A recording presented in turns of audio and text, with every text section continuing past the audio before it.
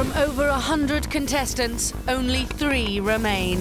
We're looking for that amateur who can make it to the top as a professional chef. Someone who can handle the pressure and still turn out great food. There's no way that it's in the bag. It's not even close. 2 expert judges to decide who wins. There's only 1 in 1,000 who's got what it takes. I've fought all the way. The prize, to work in a top restaurant. Cooking does not get tougher than this. Whoever wins this, it's going to change their life. Nothing like this is ever going to happen to me again. MasterChef is going large.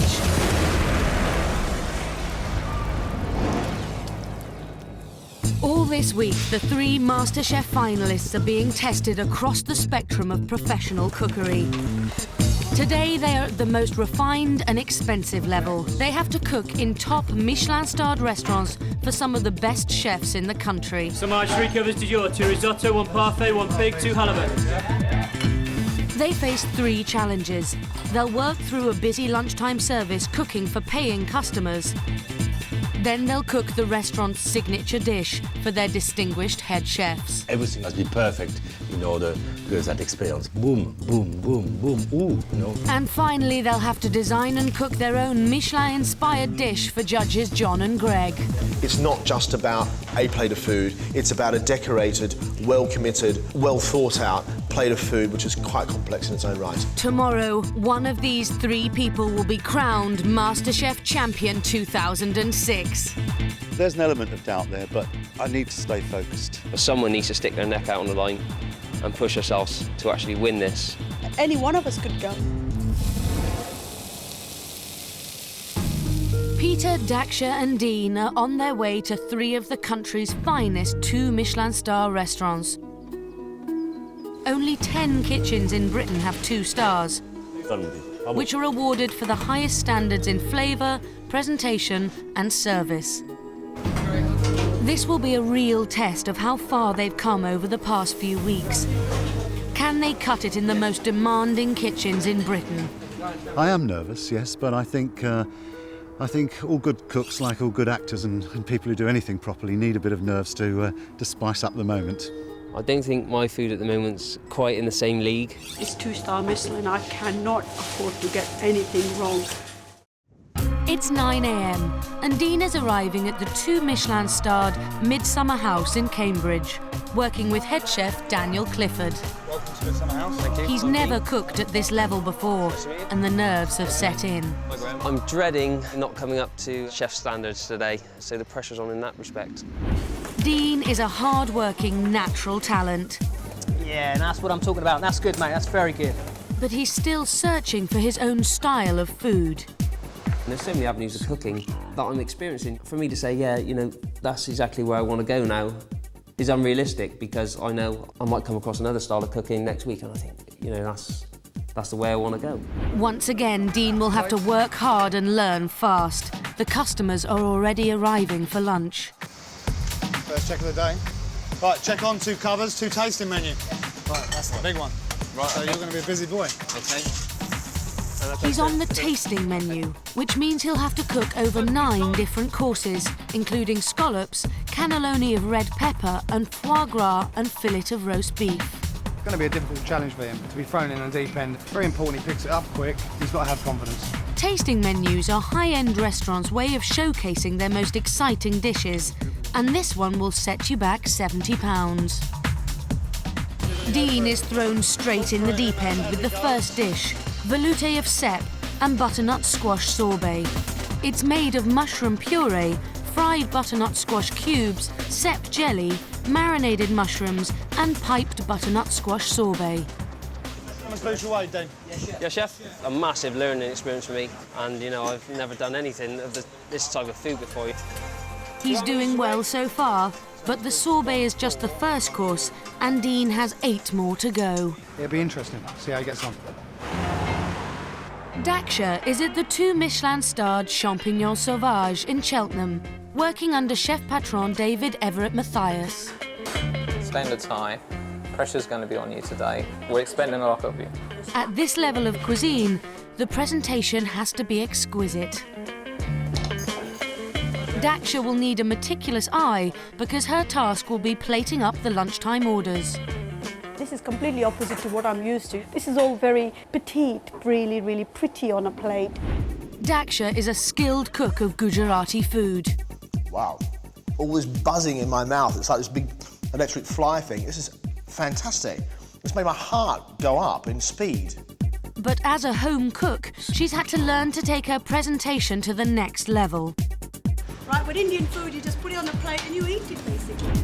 Today, her presentation has to be perfect. Close to perfection doesn't really count. It's got to be right. The orders are coming in. And Daxa has to plate up her first dish. Crispy pork with pumpkin puree and girol mushrooms. Okay, bread for 2, table 10, away. That is not right. Chef! Yes, you know what I'm going to say, don't you? That is Put it back. total rubbish. She has to start again. You're aiming at the wrong position of the plate for a start.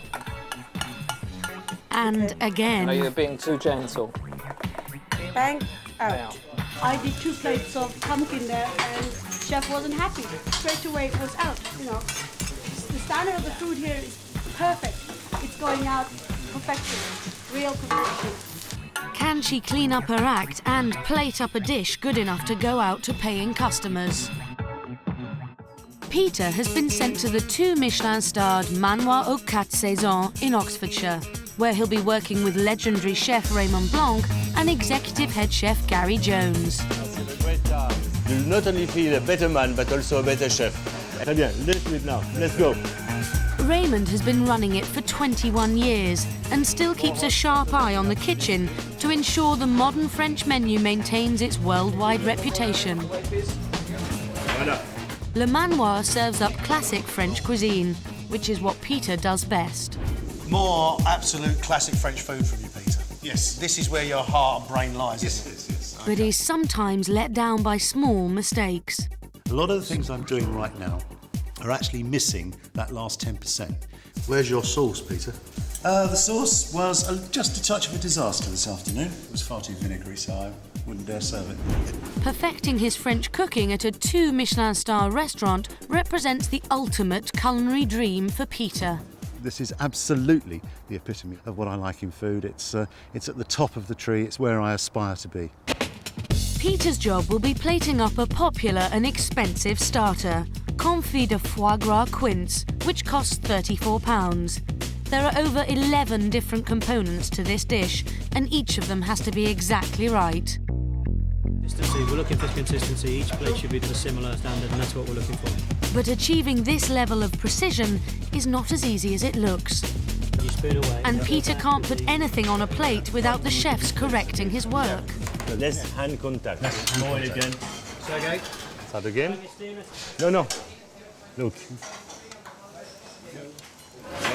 I'm finding it difficult, but I've got the most incredible assistants I could ever wish for. I just don't want to let anyone down. You can see it's bled into the puree, so it's not good. His first attempts are a disaster. Peter is in his dream kitchen, but it's in danger of turning into a nightmare. Back at Midsummer House, Dean is motoring through his 9-course tasting menu.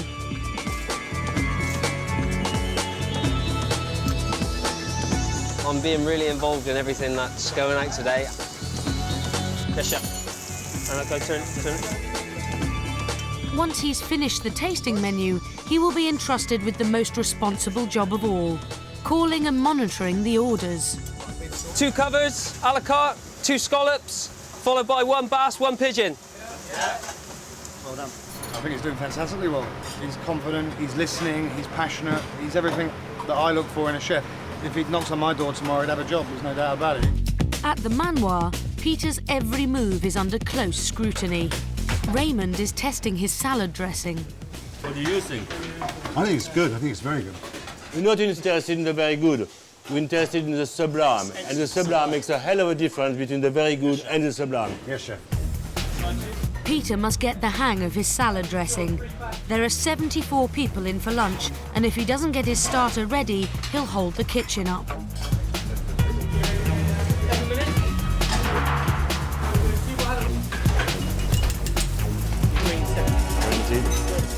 It's crunch time. Has Peter finally mastered it? Très bien, excellent. Now he needs to work hard to make up for lost time. In the Champignon Sauvage kitchen, Daxa's still trying to get to grips with her pork and pumpkin dish. That's better, much better. I'm hoping that the dish goes out in the standard of chef's requirement and the chef is pleased with me. Lovely, not bad at all. Finally, she gets her first plate out. Just done a dish that chef just showed me one plate and I done it, and chef was pleased with me. As her confidence improves, she gets to work on more dishes. Yeah, that's good. Really surprised that she's picked it up so quickly. She has shown a talent for being able to recreate things, sometimes after second or third attempts, but I've been very, very happy. Daxa's finally meeting David's high standards. Okay, bread for 4, table 2 starters away. Back at the Manoir aux Quatre Saisons, service is in full swing. Samaj, 3 covers du jour, 2 risotto, 1 parfait, 1 pig, 2 halibut. Yep. And Peter is getting the hang of his foie gras starter. We've learned on technique now, next stage is speed. He may have mastered the dish, but the orders are coming in thick and fast. Okay, back on, 10 minutes, 3 parfait, Peter, 1 risotto. Yes, chef. Got 4 minutes, not 1 more. He needs to speed up. We need to move faster. We've got 4 more to set up, please. I need it now, please. It's very nerve-wracking. The boss man is standing right there watching me, and I don't want to get anything wrong. Come on, let's move, please. 3 minutes, finish, please. Yes, chef. You got 30 seconds, Peter. Finish that, please. Yes, chef. That's lovely, lovely. Finally, he hits his stride and wins full approval from the great Raymond Blanc. Let's go to the technique now. Excellent. It's exactly how I imagined it, magnified by about 10,000.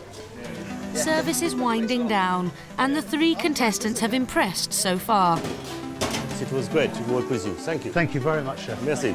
It was a pretty terrifying experience, as you can imagine, being put on service at Le Manoir. There was plenty of help around me, I know, and I don't think I could have done it without that help, to be perfectly honest. Yes, chef was really pleased with me that, that I followed the sequence that he done.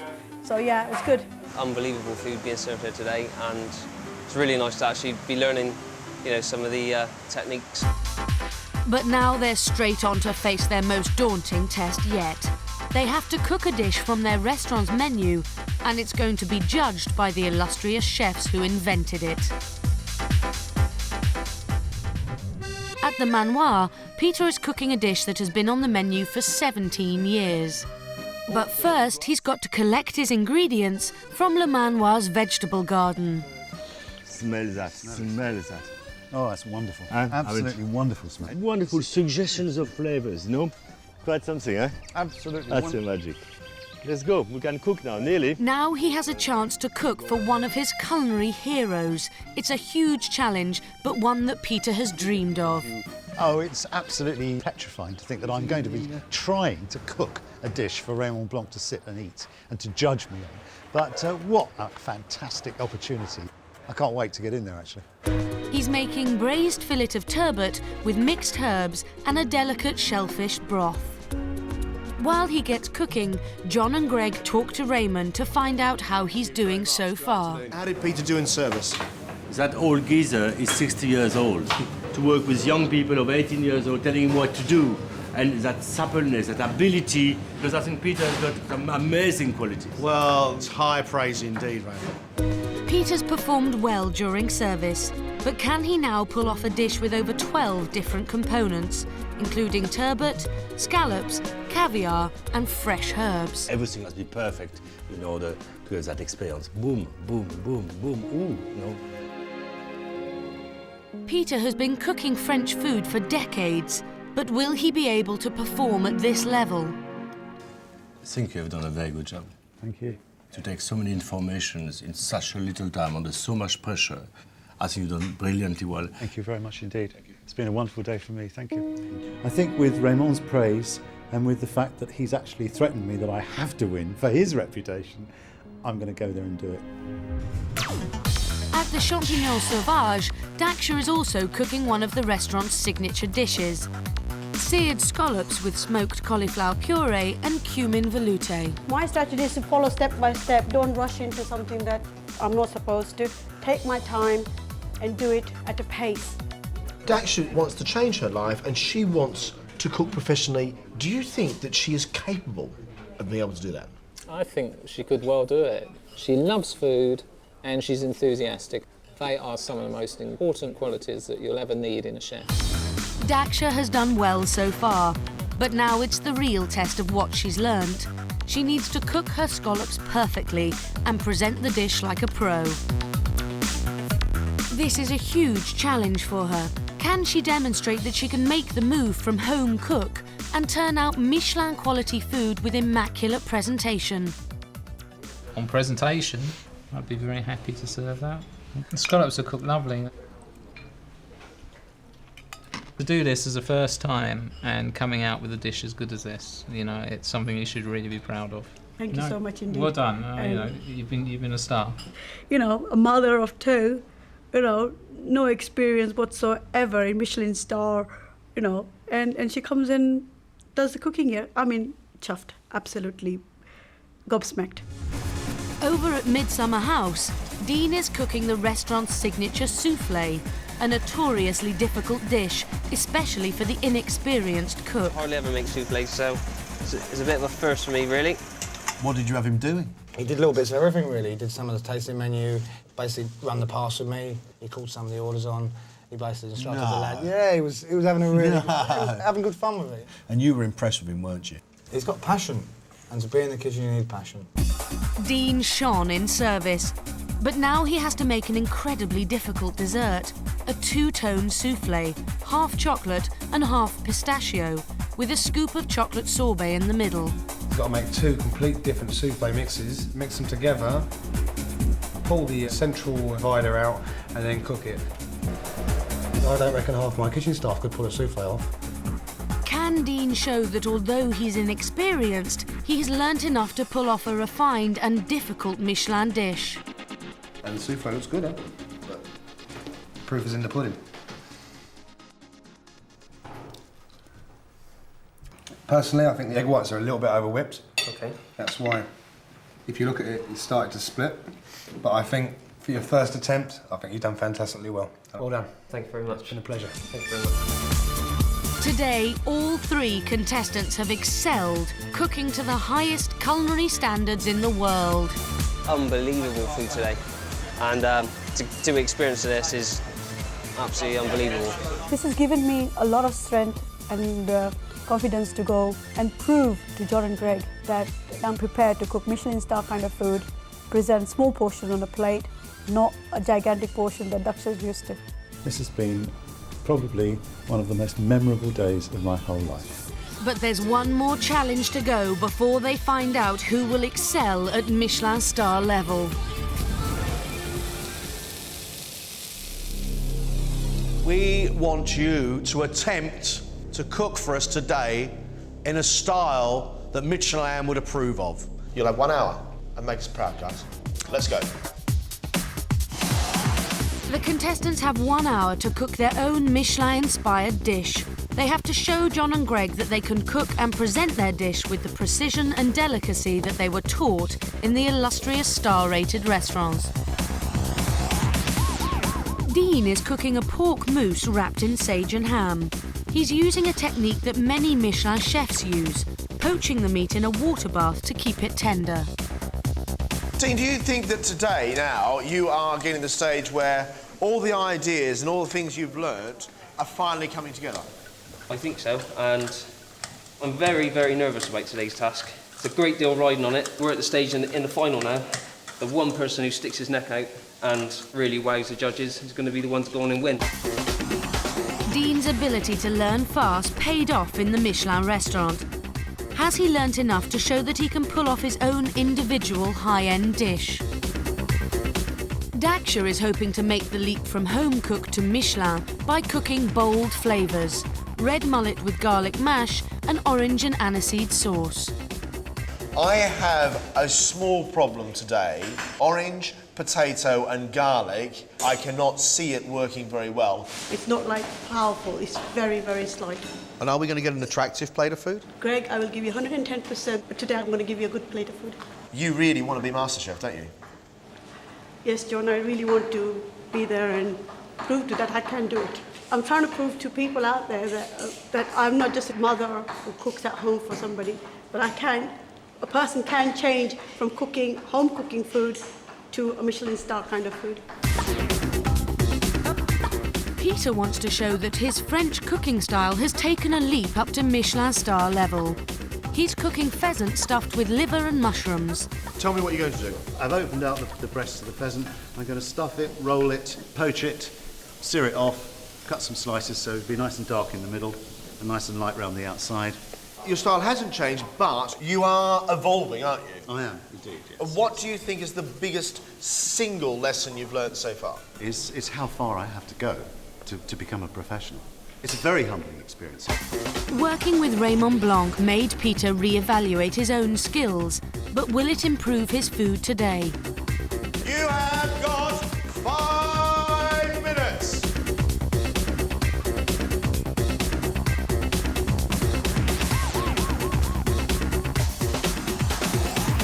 That's it, guys, please. That's it, finished. Daxa is serving red mullet, garlic mash and orange and aniseed sauce. How are ya? It didn't go to my plans. I think my sauce is not that brilliant. And the fish? The fish is fine. It's just that when I was taking it out, I kind of pulled the skin off. If we're talking Michelin-star, if we're talking, perfect presentation, then I don't think it is fine, actually. I don't think the fish skin should ever move like this. That's just carelessness. Saying that, I'm really interested in what you've done.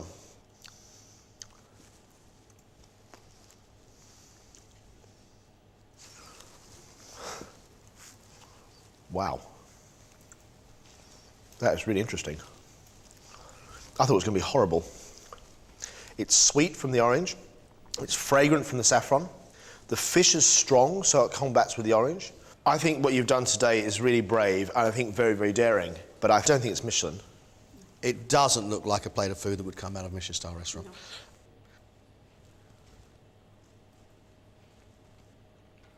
I can't say I'm in love with it. It's so unusual for me to taste all these combinations. It just doesn't feel right to me. It just lacking a little bit of subtlety. Daxa, are you happy with what you've done now? I think I need to put a lot more work into it. Yeah, as the competition is now progressing into final days now, I feel as though that I need to perform a little bit more better each day. And when it doesn't go well, I'm not happy about it. Will Dean's pork mousse in sage and ham, served with cabbage, chanterelles and potato with red wine sauce, prove he's learnt enough to create a balanced Michelin dish? If I was buying this, I would be very, very impressed by the work that's gone in here. This lovely work is not matched by anything equally as lovely. Okay.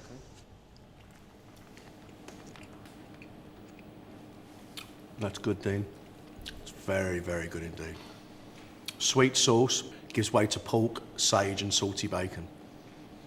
That's balanced beautifully. I was using today techniques that I picked up yesterday. Yeah, quite right. And I wanted to do that. I wanted to do something that I hadn't done before. And the idea was to really impress you together. I actually think that you've overcooked your pork and your meat has shrunk. Right, okay. See here, it's coming apart. Sweet sauce. Couple of small mistakes, but very good. Very, very, very good. You should be proud of yourself. Yeah. Thank you. Cheers. Technically, it was a world away from the cooking I've been doing. And, that was down to the tuition I received yesterday at Midsummer House. Peter has made a ballantine of pheasant with liver and mushrooms, served with a potato rosti and a spinach, parmesan and port salut crust. Has he achieved his dream and perfected his French style? Ooh, that's lovely.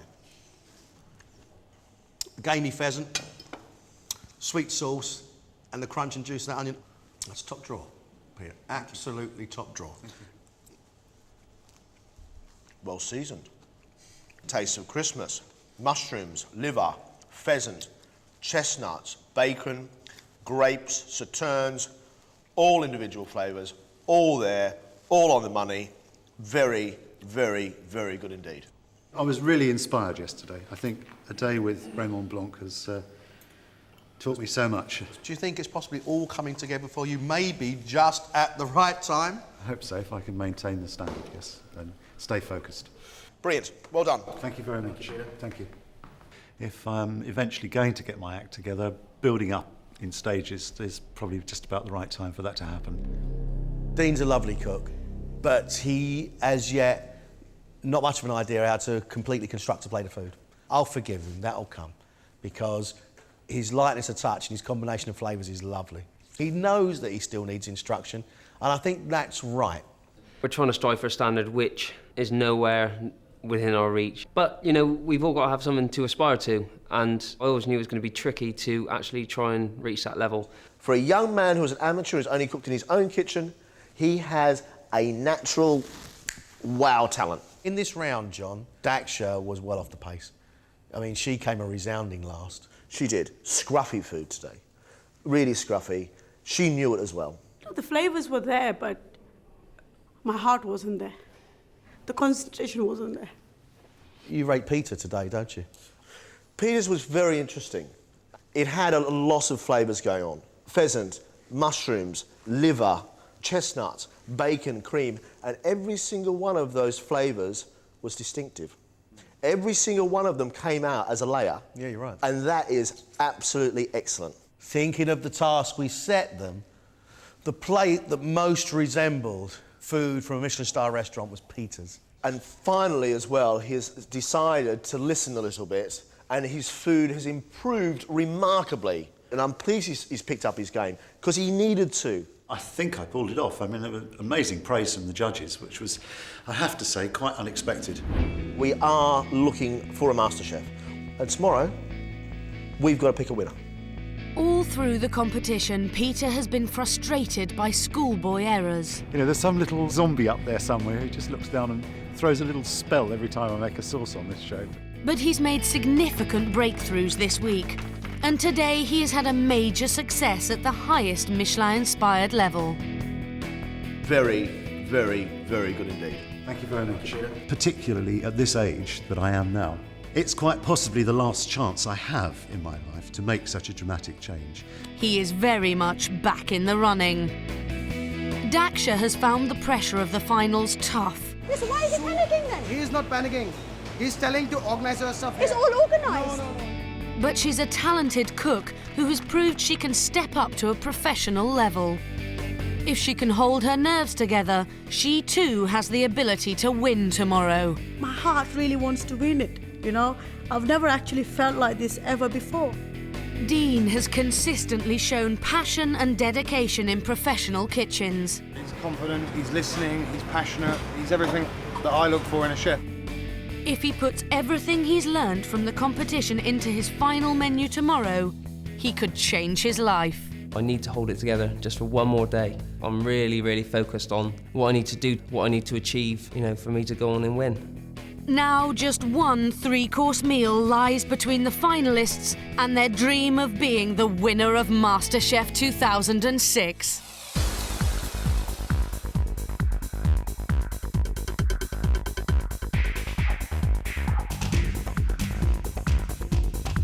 If it is anything short of perfect, they're not up to it. This is the big one today. I can't eat this. It's not cooked. It will utterly change my life. You are on an absolute winner. My heart really wants to win it. Our winner. Our MasterChef.